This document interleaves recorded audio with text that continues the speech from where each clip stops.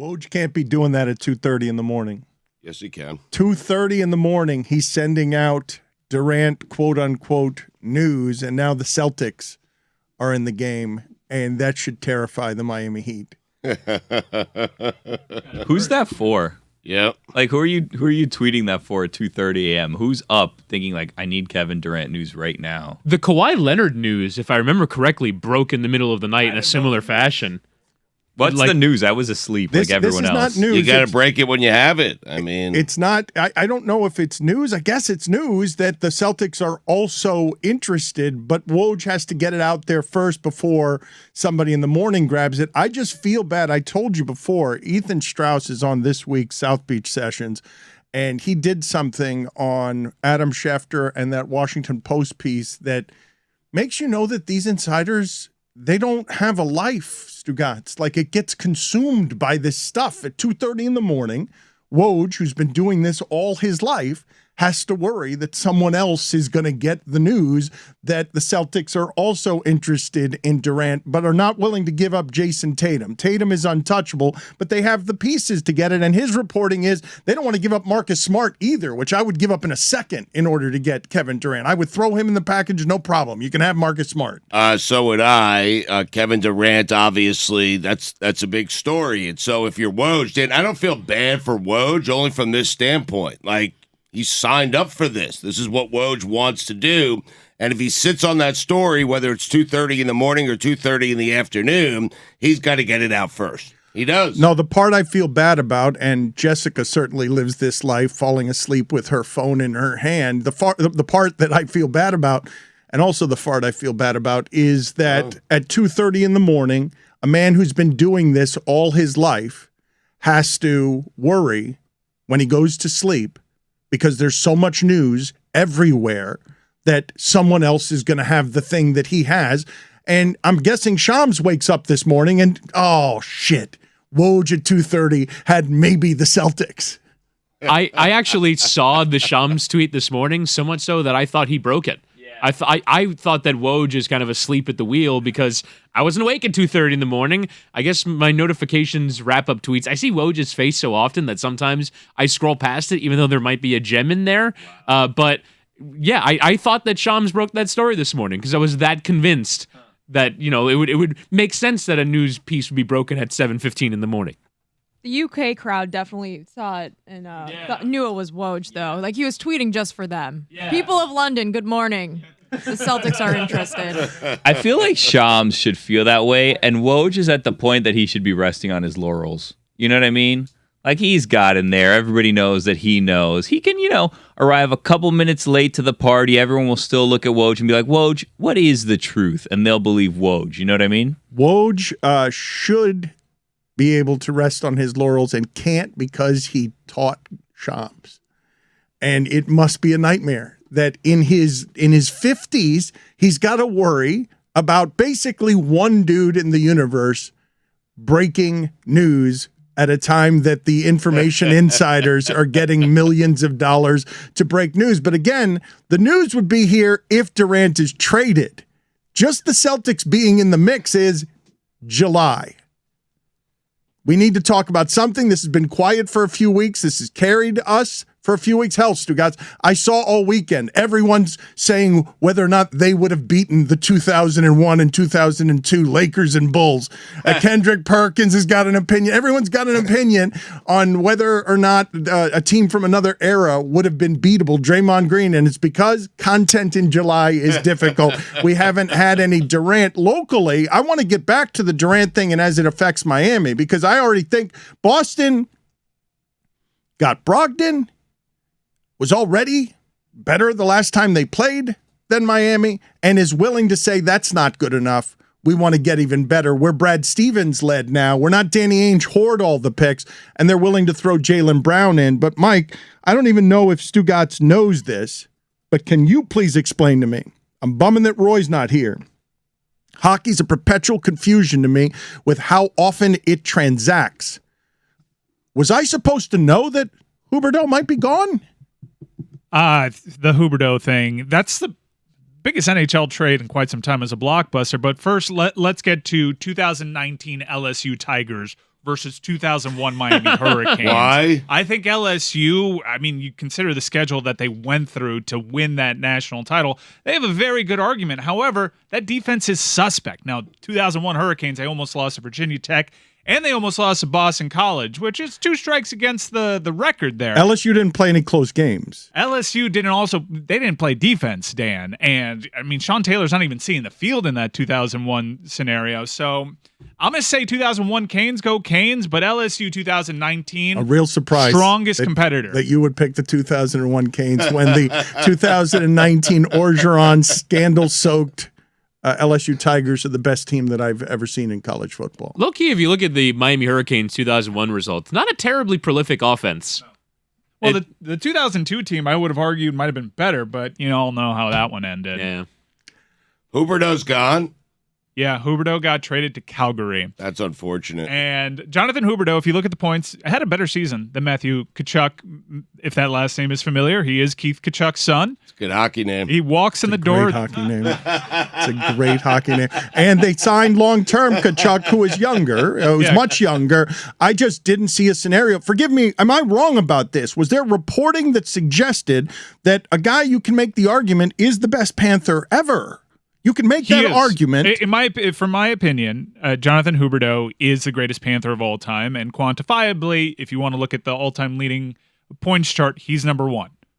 Number 11 should be risen to the rafters over at wherever the hell they played. What the FLA Live? FLA Live, yeah. Yeah, so I think that they should honor him, and he's the greatest player in franchise history for me. It was such a roller coaster of emotions because I got the notification on my phone that Matthew Tkachuk was coming to Florida. Surprise to you? Like just huge surprise? Yeah, we knew Tkachuk was going to be on the move because Calgary's had a really weird offseason. This is some hell of a prize at the end of it because they lost Johnny Hockey, and it looked like they came to an agreement that Tkachuk wasn't going to end up being there, and he was on the move.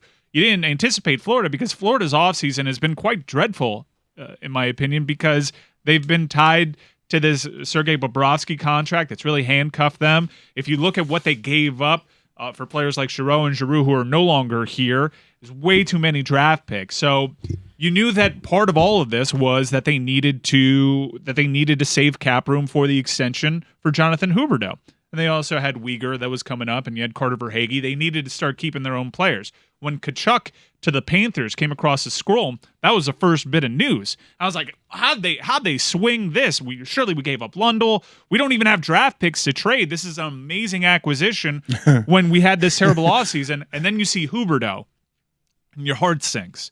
Because for a franchise with such little history, he's arguably the greatest player. He's been here for so long. If you look at the photos of his rookie season, he's just a boy. He's just a boy, Dan. Just a boy. He's just a boy. He's just a wee lad. And then you're going to do the and then, and I'd go hard stop there because are you going to do Uyghur and other pieces? I would say I think that's part of it too because they also don't have a first-round draft pick until 2026. 2026. They're completely mortgaging the future. What they gave up for 20 games of Giroux and Giroud and now Matthew Tkachuk is the greatest player in franchise history. A defenseman who, like Jonathan Huberdeau, went totally missing in the postseason in Mackenzie Uyghur. However, just missing, Mike. You guys blame him for losing. He's also a top 100 player in the NHL, and the analytics love him as a defenseman. They have Ekblad and McKenzie, like really good offensive-minded, attacking defensemen in the league. You don't like the trade? I don't because I don't like it on the scope. If you tell me in a vacuum, Matthew Tkachuk has close to the production of Jonathan Huberdeau, and he had a fantastic season, and he's a different player too. And younger, 5-6 years younger. 6 years younger, which is massive, and you have him locked in for 8 years. That's why they had to staple yet another pick to this trade. 1 for 1.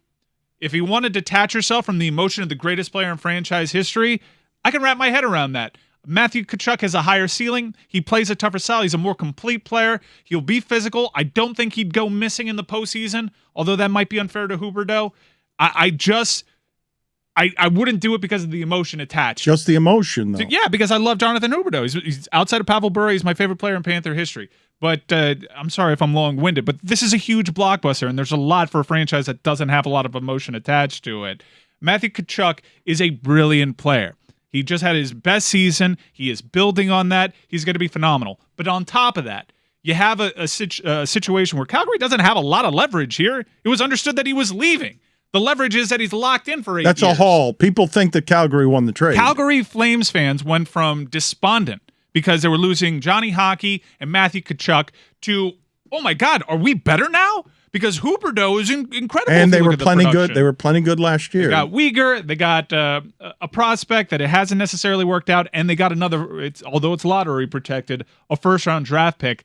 If you look at the scope of all of the Panther moves since the midseason, I'd say it's been a pretty bad offseason, and that's a hell of an achievement for a team that just acquired Matthew Tkachuk. And it's going all in. And it's cool as Panthers fans. They won the President's Trophy, and they're trying to continue to win games year over year. But the emotional aspect is certainly a part of this. I loved watching Jonathan. They're so fun. I understood what quality hockey players are through the prism of Jonathan Huberdeau. There's a lot of talk on social media about how he's kind of a secondary assist merchant, but he led the NHL last year in primary assists. This is one of the most creative players. But I think from a pure sports transactional standpoint, it was interesting to learn over the weekend just how much Calgary was kind of over a barrel with Matthew Tkachuk, and this was a complete Hail Mary. He had said to them, I don't want to be in Canada anymore. I don't want to be in Calgary anymore. I'm not signing an extension. And to then turn that into, as Mike said, 2 top 100 players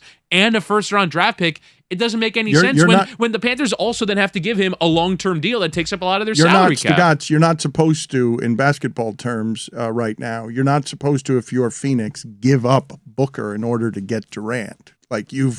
They were compromised. They had to get rid of him, and while it's not basketball, on hockey player empowerment, that's a haul. That's a trade that would have been made even if Calgary was not in a badly leveraged position. That's a trade Calgary would have made last year without anyone knowing that Tkachuk didn't want to be in Canada. And the haul that you're not supposed to get in the other sports, that's not what comes back when you're getting disgruntled superstar. This supplants Urbina. This supplants what probably would have been my clubhouse leader in terms of ballsy local sports trades, Glenn Rice. It surpasses the Irving Fryer one. This is the ballsiest trade I've ever seen a local team make. They could win out. Matthew Tkachuk has a really high ceiling, complete player, plays tough, but also this is the greatest player in franchise history. It is such a Pat Riley type of move to trade arguably the best passer in the league for Matthew Tkachuk, who's never had the season that Jonathan Huberdeau just had. I saw Billy. Billy's a little rusty off vacation. He hasn't been here in a while, and a bit apathetically, I just saw you in the other room. Yeah. I read your lips and saw The Godfather when talking about Pat Riley. I think it's Ben Sherratt, too. He wasn't here long enough for me to remember his name. He was terrible in the playoffs. Here's for 20 games of Sherratt, Giroux, and now Matthew Tkachuk, who's locked in for 8 years. The Panthers have traded Jonathan Huberdeau, Mackenzie Weegar, 2 top 100 players easily. Huberdeau is arguably top 15 player. Owen Tippett, who is a former top 10 pick. They gave up Frank Vetrano, who's now with Anaheim, but he made an immediate impact with the New York Rangers in their run. They gave up 3 first-round draft picks, a third-round pick, and 2 additional prospects on top of that. They're going all in on Tkachuk. And he wasn't as good as Huberdeau was last year. Yeah, but when the lights turn on, Huberdeau didn't TCB, you know what I mean? And I think that's actually a great point because for me, the only way in which this trade makes sense is if the Florida Panthers hierarchy decided that this team is a regular season team and they need to completely reform themselves in order to win in the playoffs. I understand how they would make that determination based on what they've run into in the playoffs the last 2 years and the details on how you went out last season where you were asphyxiated. It wasn't, hey, this was 6-game series and in a couple of the games you scored 7 goals. No, your strengths were all turned into nothing. Because I know Billy, I've been wanting to get Billy's assessment on this because there are a couple of topics to have. The Panther trade? One, the most blockbuster trades or ballsiest trades in South Florida history. Did you mention a Frank Vetrano? Is that what you said? Franklin the Tanklin. That name sounds like a lounge singer from the 1950s. Frank Vetrano. He's playing the Copacabana. Frank Vetrano tonight. Yeah, it was a hell of a marriage between he and the New York Rangers. A torrid love affair that didn't last long enough. Billy, your baseball team, as all this happens, gets shut out a million times. Just can't score runs all of a sudden. But you must be howling with laughter. Jazz is out for like 6 months now. You must be howling with laughter that the Panthers and the Heat, for all that talk last season, we were revving to go. That wasn't but a few months ago. Playoffs are starting. Are you ready? We're going to make a big run. Now it's Boston's getting Durant. The Panthers have traded Huberdeau. And the biggest thing we've got in town is Dolphins start in 45 days, and the Marlins are getting shut out 4 times in 6 days. I mean, it was a slow start to the second half, but you know what? It's fine. They won 2 out of 3, right? That's all you can do, Dan. Just win the series in front of you. And that's what they're doing. Are they going to be sellers, or they're going to sell? Right? You were excited about the possibility of them going into the second half and making some moves where they also make blockbuster trades. Billy was about to be honest, though. I was going to be honest with you. I didn't consume a ton of sports last week. Yeah, right. But my understanding is the next 2 weeks are important, and they'll decide if they're buyers or sellers. That's courtesy of the Jackson 5. So you didn't feel it that they didn't score while you were cruising around? 37 straight innings that they went without scoring. It's a good time to go away. Exactly. You didn't miss anything. Yeah. Literally nothing happened while you left. They scored 6 yesterday, right? That's good. You went away, and on 4 of the days, the Marlins did as much offensively to produce for your baseball team as you did sailing the open seas. Well, I wasn't an all-star this year, so I took my all-star break. I got away. I didn't pay attention to what was going on. It's so wild though when the Marlins are struggling, and I know that baseball is different now, but when you see like on the scoreboard the list of the batting averages for all of the players, that's still the thing they put up on the board. Yeah, everyone's hitting 220. It's like, how are the Marlins ever going to score a run with this group of players? You say that, but like there were people in the All-Star game whose batting average was like 215. Oh, Garrett Cooper's in the All-Star game because his average isn't that, because he's one of the guys, like, you put him in there and they're like, look, he's hitting 308. He's amazing. What? I thought I saw a thing somewhere, and I'm going to look it up, that Garrett Cooper had to make it to the All-Star team because of some rule and some loophole where I think he was like 3rd in voting in DH and the first 2 people were injured or something, so he had to be named a replacement. But I'm going to look that up because I don't want to besmirch the good name of Koopa Loop. You know what I mean? But there was people that was hitting like 215 in the All-Star game. It's kind of crazy what baseball is right now. It's not what it is right now. It's what it's going to be, correct? Like maybe they'll eliminate the shift again, and we will go back to having to change the rules in order to keep the customer happy because they've gotten too good at knowing where people are going to hit the ball. But what do you do? Like, do you draw lines on the field, and it's like you can't cross this line? Like, you have to stand in this box to play this position? Like, how do you control that? Yeah, probably. You would have to draw a line. So I did see an article, I think it was in the New York Times, that the 3 true outcomes, walk, strikeout, and home runs, are down for the first time in 17 years. It just doesn't feel that way because the game is still guys hitting 215 in the All-Star game. How do you score 28 runs in a game, by the way, if you're the Blue Jays? The Blue Jays. Like, how do you hit an inside-the-park grand slam where the outfielder has no clue where the ball is? The defending from Boston this weekend was appalling. No, guys, please explain. I've never seen this before watching baseball. In the last, 2 weeks, I'm going to say they've had 4 to 6 outfielders looking around, and the ball falls near them, and they have no idea where it is, and it's only happening to Boston. There's the Red Sox, yeah. How's that happening? I don't know. Like, is someone reporting on something in the sky? It has happened. Like, it's not happening. You want with the someone other to team. investigate? Well, I mean, the sky. Something is happening only when they're in the field in the sky. I want the sky. But it's in different cities because I think the last time was in New York. Yeah. Investigate the sky. Do they have a center fielder with an eyesight problem? No, because there was also a play, I think, between the pitcher and the catcher where a fly ball just landed in between them, and they're both looking in the wrong direction. Well, is there like a team optometrist or something? Like, who do we look into here? But I mean, it wasn't just that. There were a couple of like blown double plays, routine ground balls that completely, like, Boston had an appalling weekend against the Blue Jays. Jessica, do you know when you were most excited by a trade that your team has made. Mike Ryan has gone into the file cabinet deep in the back to find the 5 blockbuster local trades, or what file did you go into? We're going to call this Ballsiest local trades. That's different from biggest, and that's different from worst, because I know people have strong opinions on that.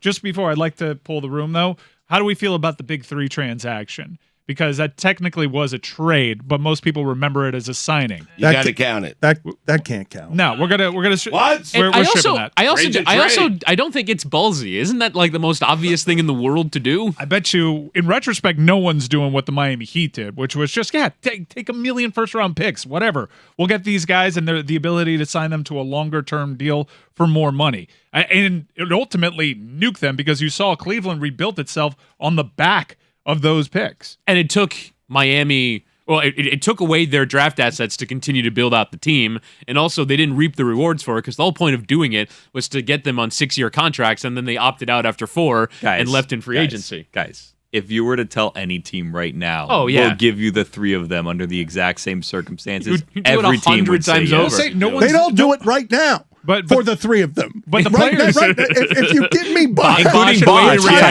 retired Wade, 39-year-old LeBron, and Bosh can't play. The players actually don't do that anymore, right? Because they smart. realize, like, the team that I'm going to, it can't lose these assets. So the players learn just as much from that transaction as the Miami Heat did. No one's doing that anymore. Did you see that Mark Stein on his Substack had an item about the 2014 negotiations with LeBron James? He said that at the very end of the presentation, Pat Riley asked LeBron James, The Godfather, if he wanted to take a pay cut so that they can build out the team even more. And the report was that LeBron and his people didn't know if it was serious or Pat Riley was joking. However, they greeted it with silence. Dan, just a quick update here. I'm sorry to interrupt. The Boston Herald has started to investigate this guy. Okay? Like, they're looking into it. I'm telling you, there's a story today about it. So they can't catch. That's not true. Look it up. What's the story? Why the Red Sox outfielders can't seem to see the ball or catch? I mean, it's out They're going to there. investigate the Sun. Well, just They're going to call it the outfielders, I the guess. spotlight investigation. Yeah. I mean, they started. They're looking into it. Dan asked for someone to do it. Dan, to answer your question from 15 minutes ago, the Minkah Fitzpatrick trade I was very excited about after it happened. I believe the Dolphins got a first-round pick and a 4th, or I think the Steelers got a 7th, a 4th, and Minkah Fitzpatrick, and the Dolphins got a 1st and a 2nd, if that's correct. And that first-round pick, I believe they ended up drafting Austin Jackson with it. The Steelers' defense immediately got better after. And he was great. He was great for you. The Steelers probably could have gotten a decent quarterback with that first-round pick in 2020 and moved on from Ben Roethlisberger sooner. However, I really like Minkah Fitzpatrick, so I'm happy about that trade, and I was pretty excited when it happened. Do you have a defender in recent memory that excites you more as a playmaker who's most likely to end up with the ball? Do you have to go back to Palomalu? TJ Watt. I mean, he's pretty good. Yeah, he's pretty good. I really like Cam Hayward, too. I was thinking about Steelers defensive got a lot of backs, them. though. I was thinking. Well, in terms of DBs, yeah. Troy Polamalu. I was thinking of guys who, I think one of our favorites throughout football, if you have a team, Xavier Howard must be one of the most popular Dolphins ever. And, I can make, he's one of the best Dolphins ever. A guy who goes and gets the football in this league, Stugotz, where all the quarterbacks are playing scared on it. Put it on the poll, Guillermo, please. Should the Boston Red Sox be investigating the sky? Make sure it gets on there. You have Howard as one of the most popular Dolphins ever. I would say he's in no one's top 5 most popular Dolphins ever. Okay. I mean, Zonka. I'll work on it. The reason that I say Marx that Brothers, is because Zonka. Yeah, Zonka. I mean, undefeated. Yeah, you're discounting American Gladiators. You really are. Oh, good show. I mean, are you kidding me? Zonka? I would say Zonka's probably number 1. Stugotz, go to Hard Rock Stadium on a Dolphins Sunday and do a poll of fans walking into the stadium about Larry Zonka and watch how many people ask you who. Do I have to? You had Larry Zonka as the most popular Dolphin ever. He's up there. Yeah. I mean, we like winning. I mean, Zonk won. That's it. 72 team. Put it on the poll. Zonk won. That's it. Yes or no? We do like winning, but I would say the reason we also like excellence. And Xavier Howard stands out at a very important position, a very difficult position, as someone who is great. And I'll grant you, fair enough. He's not a historically remembered Dolphin. And I told you recently, I was made sad by people going through an office of young people showing a photo of Jason Taylor in uniform. Half couldn't name him, so I can't imagine what they do with Zonka. But Xavier Howard, among Dolphins who are great at what they do, you can make the argument Xavier Howard, if not top 5, top 10, like great at what he's doing for the Dolphins, and those guys are always popular. Generally because corners, when they have high interception totals, it means that they're getting picked on a lot. But that's not really the case for Xavier Howard. It's just whenever they throw his way, he goes and takes the football. It's not like you look at his Pro Football Focus grade and he's actually a terrible cornerback but gets a ton of interceptions. And he is genuinely great at his job and gets turnovers. Were you one of the people who was mad that Madden doesn't have him ranked in top 10 on the highest rankings that it gives cornerbacks or defensive back? I wish I cared about. I haven't played Madden probably since like Madden 11. Wow. It's been a long time for me in Madden. I actually was thinking about rekindling. Too busy reading the dictionary. Mm-hmm. Put it on the poll, Guillermo. Has Whittingham not been able to play Madden because he's been too busy reading the dictionary? Minkah Fitzpatrick, though, Jessica, that you have not gotten a lot of great feeling from the blockbuster trade. If that's the high end of it, the Steelers don't do that many blockbuster trades. Like that was a pretty shocking one because that's just like they don't trade up in the draft very often, and they don't do a lot of. But I was doing all your teams. Trades. I was doing the Cubs. I was doing anybody you care about where you got excited by a transaction, because I'm assuming, let's get to Mike's list here of top 5 blockbuster trades in South Florida history. I'm also working on top 10 most popular Dolphins ever. What do you mean you're working on it? Because Dan argued that Xavier Howard was top 10. He's not, yeah. So, all right. So, top 5 ballsiest trades in South Florida sports history, admitting that we can't use the big 3. OLI, by the way, is a Miguel Cabrera trade and the Jamal Mashburn trade. Hold on. I need to stop you for just a second. So these are blockbuster trades that get you excited. They're just a star player of yours is involved in the trade, because the metric here is balls. To trade Cabrera, the metric is balls. Yeah. Yeah. I disagree with you already on outside looking in. Yeah. Why? You think it should be top 5? Because I didn't think it was ballsy for the Marlins to trade that's why Cabrera. It's on the OLI. It's his list. Yeah. I thought it was the group's list. I thought you went. Mike's. I thought you went to the cabinet that had the what were the official notarized top 5 blockbuster local trades. I feel like if our show is good for anything, is that this is an open forum for every top 5. So you got them. All right. So this is yours. This is yours. My top 5 ballsiest trades. You know, in 2003, the Marlins were close, and they decided to trade Adrian Gonzalez, who turned out to be an excellent MLB player, who was in their farm system, for Ugueth Urbina, who later, was he macheting somebody or set somebody on fire? I believe he's still in jail because combination of both. He tried to murder or set fire to or hatchet some workers on a farm. The defense could have been someone's on fire, tried to put it out with a machete. I don't know. Number 4. Oh, wait, fanfare. I just think you guys are bypassing that Ugueth Urbina story, and I'm not even sure that Jessica knows it. And I think a lot of our audience might want some more details from whether or not Ugueth Urbina is still in jail or not. I think we've done the Ugueth Urbina show with David Sampson, and it was revelatory. That was a big ballsy trade. He doesn't regret the trade. No, he doesn't, because they won the championship. Yes, but Adrian Gonzalez was a borderline Hall of Famer for 15 years. It's a terrible trade. Yes, they won the championship. That's correct. Which I've heard people say that no matter what, if you win the championship, it's worth it. It says here the 33-year-old free agent was accused of joining a group of men in attacking and injuring workers with machetes and pouring gasoline on them at his family's ranch. Is he still in jail? It was a 14-year sentence in March of 2007, so he might be a free man now. The Florida Panthers, for being a franchise that doesn't have much history, has a lot of arguments for ballsiest franchise in the history of South Florida sports.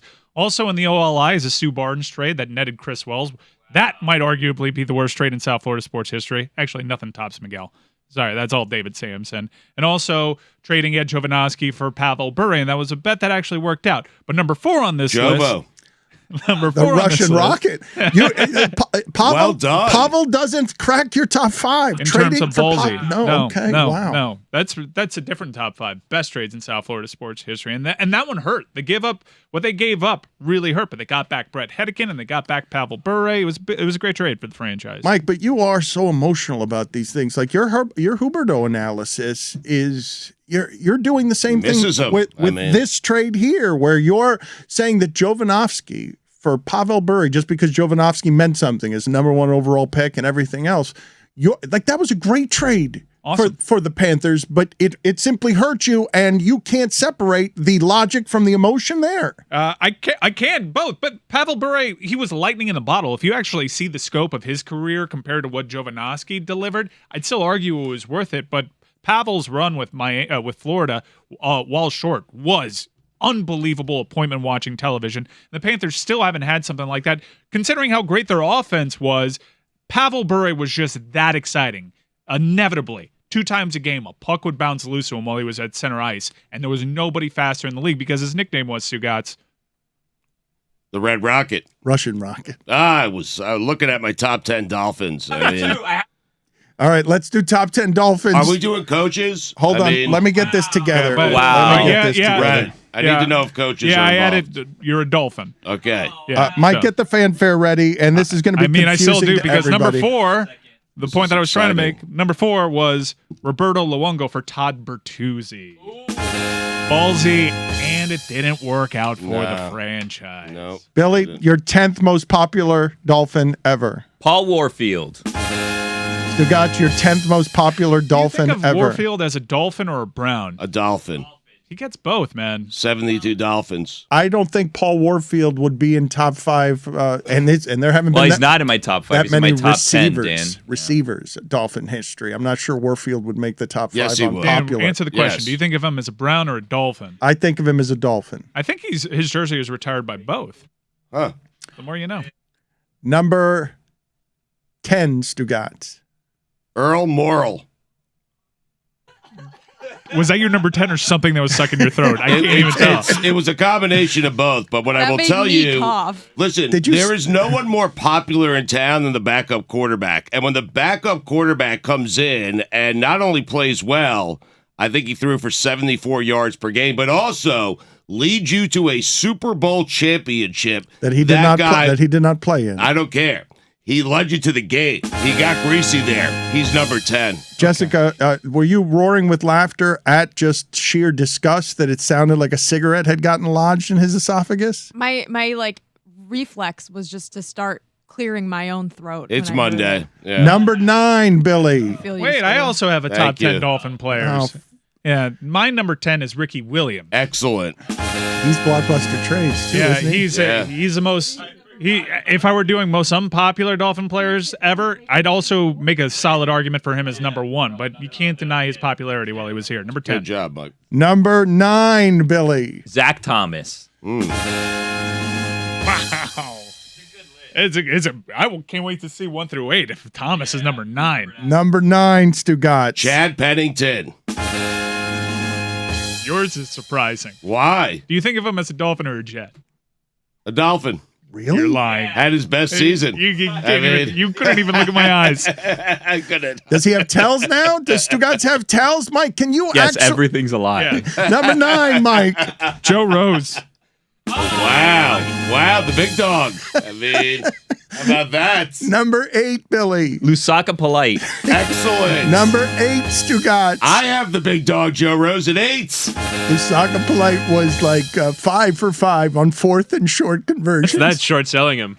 14 for 14, 31 for 31. It's all he did. Give me his career average, his career rushing average. He please. always got it. That's the point. Except for that one time when you needed it the most. Yep. Because he didn't always get it. There was one time he didn't, and we were like, what do you mean? Lusaka Polite always gets you that quarter yard.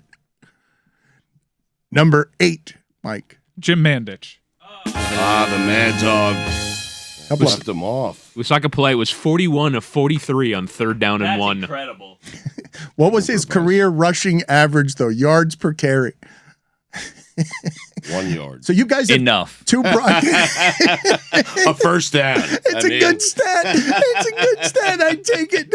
I go to Pro Football Focus and I'm like, run this through your computers. It was enough, is what it was. I love that. So I went looking for his yards per carry, and I saw 3.6, and that's not his yards per carry. No. That's his yards per game. Oh, wow. It's all he needed, though. Yep. Enough is what it was to crack the top 10 most popular Dolphins. 3.1 yards per attempt. Mike, the two guys you guys are naming were made more popular by broadcasting than by football. Than broadcasting of football than playing football. Well, Joe Rose caught Marino's first touchdown. I know. Still but, famous Dolphins, even if you know them from something else. Yeah. Agreed. I'm not disputing it. I'm asking the two of them though if they remember those two as more as broadcasters or as players, because the popularity you're talking about is not for play. It's not. That was directed toward you, Stugotz. Oh, sorry. Monday. Number 8, Billy. I had to improvise. No, I forgot Jim Mad Dog Mandich. I had to take someone off, and I'm not happy with the person I took off because I do believe him to be a top 10 most popular Dolphin ever, but this is unfortunate. The Dolphins have had so many popular players. I mean, they have. They really have. I kind of like the silence. It was nice for a second. Number 7, Billy. Bob Greasy. Grease. Not on my list.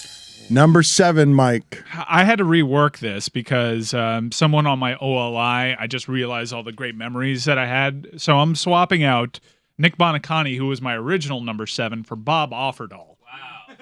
Excellent. Because he has bagels. Yep. He's been a part of so many breakfasts of mine. He does Yes. have bagels.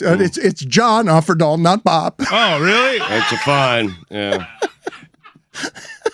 I mean, it Bob should be Bagel Offerdahl. Bob, a totally different guy. Bob He owns a bagel shop. It I should mean, be Bagel Offerdahl. That spread is delicious. Do you know?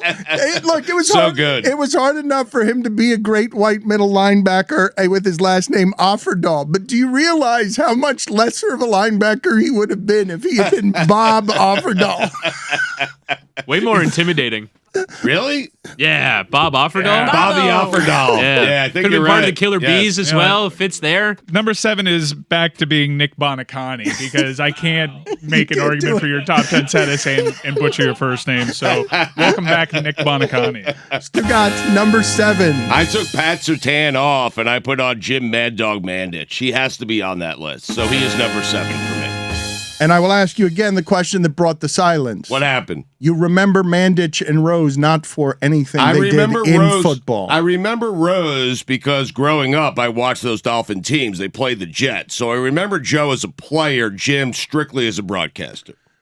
What was Joe Rose's greatest season as Marino's tight end? Because It wasn't pretty. this, like the list you're putting together What do you mean? on Popular, not great. on Popular. popular Dolphins, I thought should have been largely relegated, not to bagels and broadcasting, Right. but to play on the field. Number 3, Mike, on blockbuster trades in South Florida. That were wow. ballsy. Number 3 is the Dante Culpepper trade. Ah, Not even so yes. much for what they gave up. It was the decision internally to prioritize Culpepper, who had the knee injury, over Drew Brees, who had the arm injury, and we know how that worked out. I was so excited when they traded for him, and I saw the Madden commercial where he was getting his roll on when someone scored in like Yes. the preview. Oh, so excited. Sports Illustrated picked the Dolphins to get to the Super Bowl. It was what a time. What could have been? Joe Rose's best season was 29 catches. Nick Saban Big dog. chose Culpepper over Breeze at the recommendation of Danny Cannell's father, Dr. Cannell, Yeah. who flunked the Breeze physical, and we were that excited. Saban and Breeze would still be here as coach and quarterback right now. But you're so fatalistic though about the Dolphins. Like something would have gone wrong. Yeah, Maybe Drew it's the Brees' shoulder would have Dolphins. fallen off Right. if he came here. Maybe Nick Saban would be out of football if he stayed here. God, I wish that had happened. Please. Number 6, Billy. Olindo Mare. No. It's a good one. No. I replaced Larry Little as Larry Little Ridiculous. first, and then it became Olindo. Yeah, Great one. Great set of peepers on Olindo Mare, too. Yep. I could fall into his eyes forever. Mike Ryan, number 6. Of which list? I'm confused. No, now. number Where are 6. Zach Thomas. Wow. Number 6, Stugotz. Sam Madison. I feel like you guys are gonna get this is gonna get hard for you guys, and you guys are What do gonna you mean? you guys are gonna leave out some really popular people just because it's you hard forgot. list, man. There's a lot of It No, is. guys. number Yeah. 5, Billy. Jason Taylor. Number 5, Mike. Bob Greasy for me. Reese. Number 5, Stugotz. AJ Dewey. Easily. Why are you shrugging your shoulders, Whittingham? AJ Dewey. I barely know who that is. When you have 3 interceptions in an AFC championship game, I believe, against Richard Todd and the Jets.